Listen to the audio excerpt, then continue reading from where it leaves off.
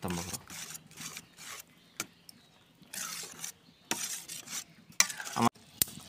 চলে আসলাম সকালের গরম গরম খাবার।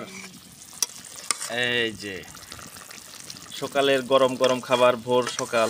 এখন আমাদের আজকে মাছের মাথা ভেঙে শাক রান্না করা হবে। আর সেই ঐতিহ্য গ্রামের মাটির চুলা রান্না ব্যবহার। আজকের এই যে শাক রান্না করা হবে মাছের মাথা দিয়ে। তো আমাদের যে মাছের মাথা দিয়ে শাক, কি শাক না, ও কলই শাক, খেসারি কলই, তারপরে আপনার এই যে মটর শাক। তো এখন তো বিশেষ করে ভোর 6টা বাজে, সেজন্য আসলে ভিডিওটা এতটা ক্লিয়ার হতে চায় না, কারণ এত সকাল ভোরে, যার কারণে ভিডিওটা ক্লিয়ার হতে চায় না। কারণ এখন সকাল ভোর 6টা বাজে। তো আজকে মাছের মাথা দিয়ে খেসারি কলই, মটর শাক, এই ধরনের শাক রান্না করা হচ্ছে। তো বিশেষ করে শাক বলতেই মানব দেহের জন্য খুবই উপকার। আর আজকে শাক রান্নাটা অনেক মজা হবে। আর খেসারি কলই, মটর শাক, এই শাকগুলো বিশেষ করে 12 মাস পাওয়া যায় না, এগুলো সিজনে 2-1 বার আসে। আর আমাদের মাটির চুলাটা ইনশাল্লাহ মাশাল্লাহ খুবই জ্বলছে।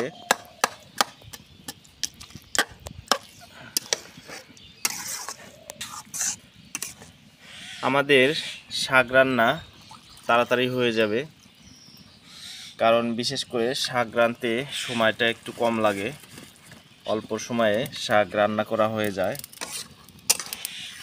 প্রথমে মশলা দিয়ে মাছ কষিয়ে নিয়েছি।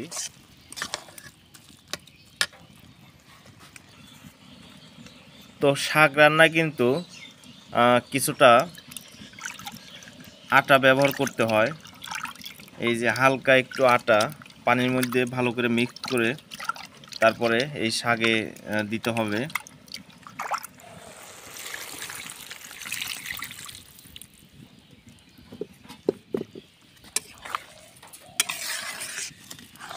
তো শাকে শেষবারের মতো কিছুটা পানি দিয়ে দিলাম।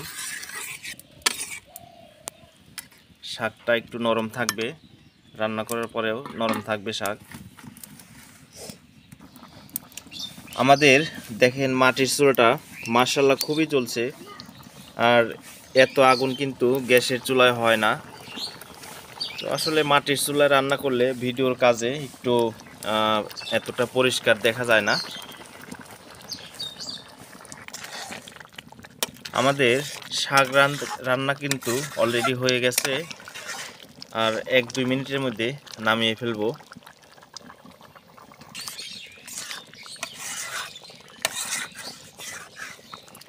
মাছের মাথা দিয়ে খেসারি কলই, মটর শাক একটু হালকা নরম করে রান্না করা হয়ে গেল। আর এভাবে নরম শাক রান্না করে খেলে মানব দেহের জন্য অনেক উপকার।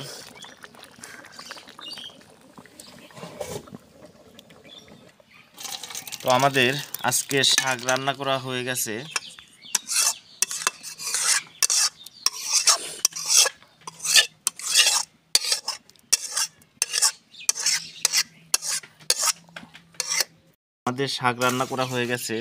খেসারি কলই এবং মটর শাক মাছের মাথা দিয়ে রান্না করা হয়ে গেছে। তো আপনাদেরকে শাক রান্না করা কিছুটা দেখালাম। সবাই ভালো থাকবেন, ধন্যবাদ।